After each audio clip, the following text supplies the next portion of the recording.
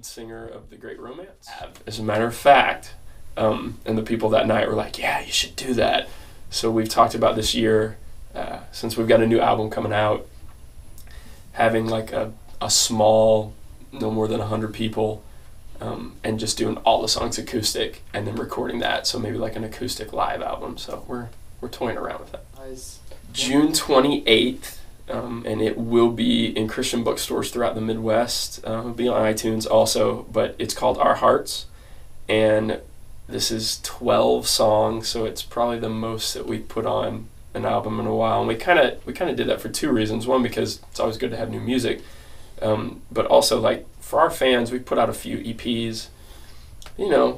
I think sometimes people are like, all right, that's good, but we want more.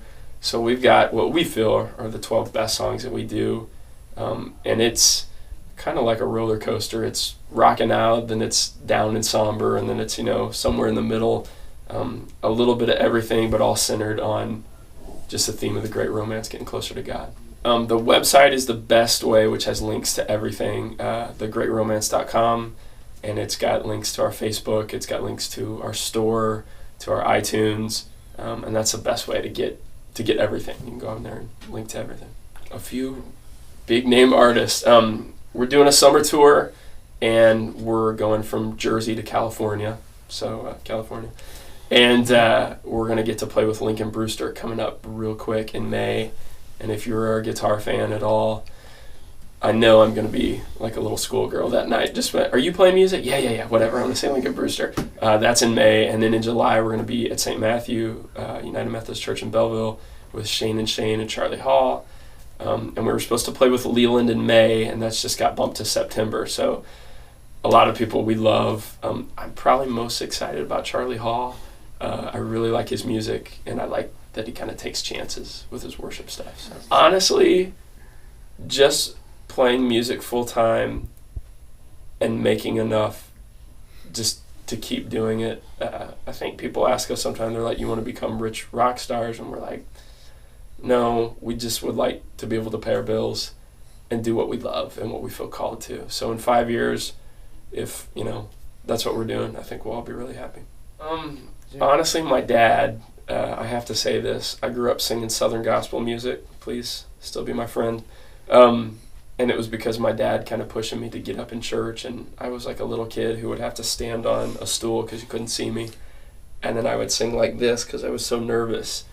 But I know looking back, it was those times of my dad kind of pushing me to do that, and like, you have a talent God's given you and you need to use it for him.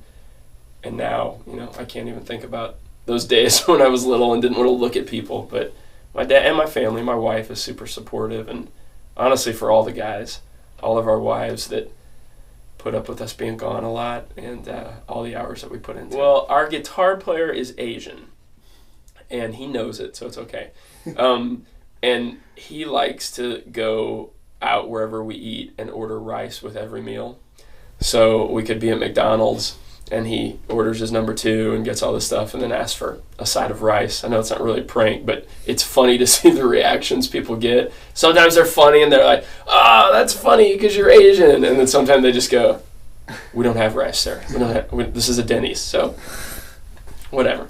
We do a thing live where our bassist grabs our guitar and throws it to our guitar player, and we're always like, he's gonna drop it. No, our guitarist grabs it and throws it to the bass player, I'm sorry. And he's gonna drop it or something.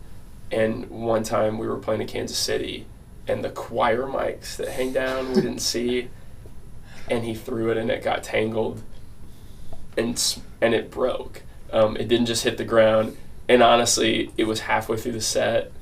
And if you know our guitarist and you know his guitars, and they're like his children, the look on his, it's funnier now, but it wasn't funny that night, was like, and he's got backup guitars, but we had to keep playing the set. And it was like, is this going to affect everybody? And you could tell at first he was shaken up.